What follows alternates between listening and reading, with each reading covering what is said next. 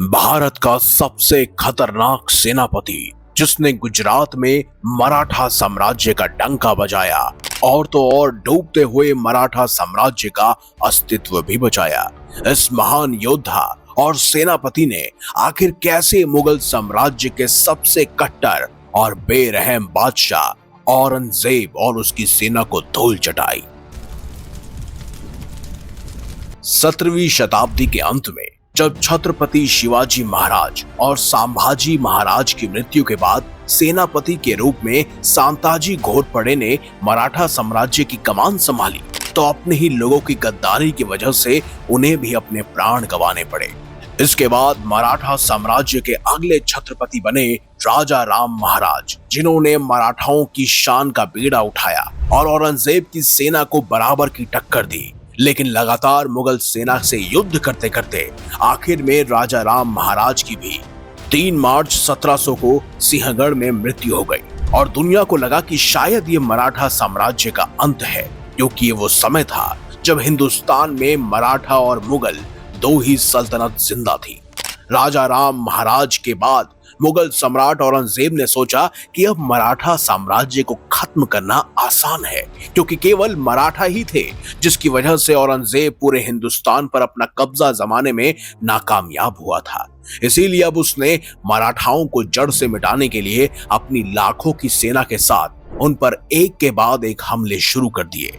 इन हमलों की वजह से मराठा साम्राज्य कुछ क्षेत्रों तक सिमट कर रह गया, लेकिन तभी मराठा साम्राज्य की कमान संभाली राजा राम की पत्नी और सेनापति हमीर राव मोहिते की बेटी महारानी ताराबाई ने, जो बचपन से ही रणनीति और युद्ध नीति में माहिर थी, या ये कहा जाए कि उन्हें ये सब कुछ विरासत में मिला था। और ऐसी मुश्किल घड़ी में उन्होंने हार बिल्कुल नहीं मानी। रानी ताराबाई ने मराठाओं की बची कुची ताकत को एकजुट किया, जैसे उदादी चौहान, कान्होजी आंगे और बालाजी विश्वनाथ जैसे वीर सरदारों को उन्होंने इकट्ठा किया, एकजुट किया। रानी ताराबाई के नेतृत्व में मराठा साम्राज्य अपनी कामयाबी के शिखर पर पहुंच गया। उन्होंने न केवल मुगलों का नाम और निशान मिटाया, बल्कि सिंहगढ़, राजगढ़, पन्हाला और बसंतगढ़ जैसे किलों को वापस भी जीत लिया और दोबारा से मराठा साम्राज्य की नींव कायम कर दी। लेकिन सांताजी घोरपड़े जैसे महान सेनापति की मृत्यु के बाद मराठा साम्राज्य को एक ऐसे योद्धा की जरूरत थी जो मुगलों को सबक सिखा सके और मुगल सल्तनत में घुसकर उनका डंका बजाकर मराठाओं की खोई हुई आन बान और शान को वापस ला सके। और ऐसे में तब आया वो वीर सबके सामने। हम बात कर रहे हैं भारत के सबसे खतरनाक योद्धा और सेनापतियों में से एक, मराठा साम्राज्य के सरसेनापति धानाजी जादव की। धानाजी जादव ने अपने शौर्य और साहस से मराठा साम्राज्य के लिए गुजरात के नए रास्ते खोले। उन्होंने अपने पराक्रम से विंदर्भ, नंदुरबार, त्रिचन्नापल्ली, गोलकुंडा, बीजापुर और मालवा जैसे मुगल क्षेत्रों में हमला किया और मुगल सेना में तबाही मचाकर उन्होंने न केवल उन्हें हराया, बल्कि उन्होंने मुगलों का बेशकीमती खजाना भी लूटा और मराठाओं का हौसला बुलंद किया। लेकिन वो अभी भी संतुष्ट नहीं थे, क्योंकि धानाजी का असली निशाना था गुजरात, जो कि मुगल साम्राज्य का सबसे अमीर और समृद्ध राज्य हुआ करता था। और औरंगजेब ने अपने बेटे मोहम्मद आजम को गुजरात का सूबेदार बनाया था। इसीलिए गुजरात को अपना बनाने के लिए धानाजी जादव ने 80,000 मराठा सैनिकों की एक फौज तैयार की और हर हर महादेव की ललकार के साथ गुजरात पर चढ़ाई कर दी। लेकिन जैसे ही गुजरात के सूबेदार अब्दुल हमीद खान को इसकी भनक लगी, उसने नजर अली खान, सफदर खान बाबी और मोहम्मद पुरदील शेरानी जैसे मुगल सरदारों को मराठाओं को रोकने का आदेश दिया।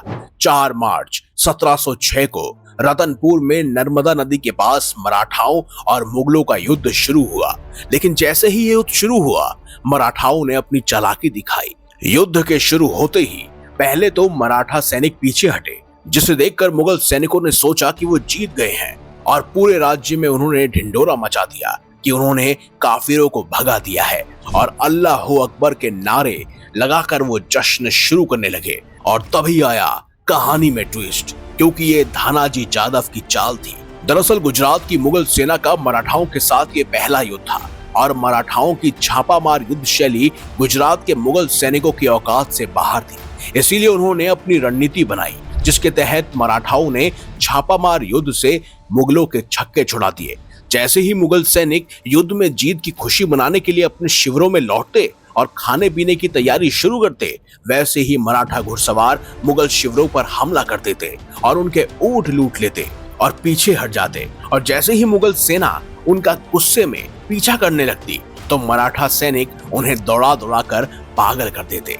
दरअसल मराठा न खुद रुकते थे, न मुगलों को रुकने देते थे। उन्होंने मुगल सैनिकों को चैन की सांस तक नहीं लेने दी। और जब मुगल सैनिक पूरी तरह से शारीरिक और मानसिक रूप से कमजोर हो गए, तब धानाजी जादव अपनी 80,000 मराठाओं की फौज के साथ रतनपुर में मुगलों पर तूफान की तरह टूट पड़े। अपने सामने इतनी बड़ी सेना को देखकर मुगलों के होश उड़ गए और उसके बाद शुरू हुआ असली जंग का ऐलान। धानाजी जादव और उनके सैनिकों की तलवार से ऐसा कत्लेआम हुआ कि नर्मदा नदी का पानी भी खून की तरह लाल हो गया। इसी जंग में सफ्दर खान बाबी का बेटा मोहम्मद उस्मान मारा गया और खुद सफदर खान जख्मी होकर जान की भीख मांगने लगा। लेकिन मराठाओं की तलवार के आगे उसका भी खात्मा हुआ। अब सफदर खान के अंत के बाद मराठाओं का निशाना था मोहम्मद पुरदिल शेरानी। फिर हर हर महादेव की हुंकार के साथ जैसे ही मराठाओं ने उस पर हमला किया, शेरानी बिल्ली की तरह अपनी जान बचाने के लिए नर्मदा नदी में कूदकर भाग गया। लेकिन नजर अली खान मराठाओं के हाथों पकड़ा गया।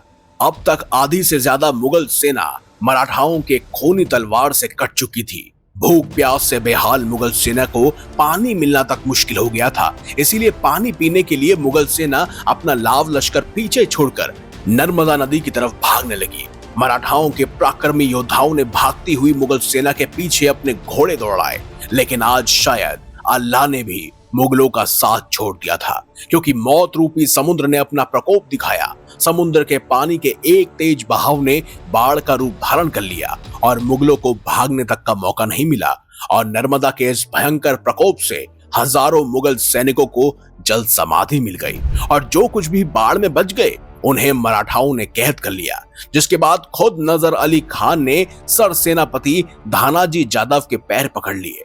लेकिन रतनपुर की हार से गुजरात का सूबेदार अब्दुल हमीद खान गुस्से में आग बबूला हो गया। अब्दुल हमीद खान एक ऐसा जल्लाद राजा था जिसके नाम से पूरा गुजरात कांपता था। उसने मराठाओं को खत्म करने की कसम खाई और अपनी विशाल सेना, ताकतवर मुगल सरदारों और हजारों लश्करों के साथ अहमदाबाद से बाबा प्यारे के घाट पर डेरा डाला। लेकिन हमीद खान को अपनी तरफ आता हुआ देखकर मराठे सतर्क हुए और रात के अंधेरे में आंधी की तरह आए और नशे में धुत अय्याशी में पड़े मुगल सेना पर तूफान की तरह टूट पड़े। उस समय धानाजी जादव ने अपनी सेना के साथ मुगल शिविर में एक ऐसा कत्लेआम मचाया कि रातों रात ही आधे से ज्यादा मुगल सेना को उन्होंने खत्म कर दिया। जितने जिहादी बचे उनमें से कई सारे रणभूमि छोड़कर भाग खड़े हुए और अब्दुल हमीद खान को मराठाओं ने घसीट घसीट कर पकड़ लिया। इसके बाद बड़ौदा, सूरत, भरूच और अहमदाबाद जैसे मुगल क्षेत्रों से मराठाओं ने 2 दिन तक बेशकीमती खजाना लूटा। उन्होंने मुगल सैनिकों के शरीर के कपड़े छोड़कर सब कुछ लूट डाला। और कहते हैं कि अकेले अब्दुल हमीद खान से धानाजी ने 3 लाख रुपए वसूले थे। मराठाओं के इस शौर्य को देखकर उस प्रदेश में रहने वाले कोली समाज के लोगों के अंदर शौर्य जाग गया और उन्होंने भी आसपास के मुगल प्रदेशों में अपने हाथ साफ करने शुरू कर दिए। यह इतिहास की एक ऐसी अनोखी घटना थी जिसमें धानाजी जैसे एक मराठा योद्धा और महान सेनापति ने पूरे के पूरे मुगल साम्राज्य की नींव को हिला डाला और कुल 8 लाख रुपए से ज्यादा की संपत्ति को लूट लिया। आज की तुलना अगर उस संपत्ति से की जाए तो वो करीबन 800 करोड़ से भी ज्यादा होती है। जिसके बाद गुजरात के मुल्ले मौलवियों ने खत भेजकर औरंगजेब तक खबर पहुंचाई और गुजरात में मराठाओं का परचम लहराने की बात बताई, जिसे पढ़कर भले ही औरंगजेब गुस्से से लाल पीला हो गया था, लेकिन अब उसके पास पछताने के सिवा कोई और रास्ता नहीं बचा था। ये तो सिर्फ एक चिंगारी थी, क्योंकि असली आग तो दिल्ली सल्तनत में मुगलों के सफाई के बाद लगने वाली थी। तो दोस्तों, ये थी भारत के सबसे खतरनाक योद्धा और सरसेनापति धानाजी जादव की कहानी कि कैसे उन्होंने गुजरात में मुगल सेना को धूल चटाई और मराठा साम्राज्य का डंका बजाया। धानाजी जादव का शौर्य, उनकी चालाकी और मराठाओं का जोश आज भी हमें प्रेरणा देता है। आपको धानाजी जादव की ये कहानी कैसी लगी है कमेंट बॉक्स में जरूर बताइएगा, और अगर वीडियो पसंद आया है तो इसे लाइक करें, हमारे चैनल को सब्सक्राइब करें और ज्यादा से ज्यादा इस वीडियो को शेयर भी करें। तो मिलेंगे अगली बार एक नई खास कहानी और एक नए शूरवीर योद्धा के साथ। तब तक के लिए देखते रहिए संपूर्ण ज्ञान का केंद्र बिंदु मिस्टीरियस हिंदू।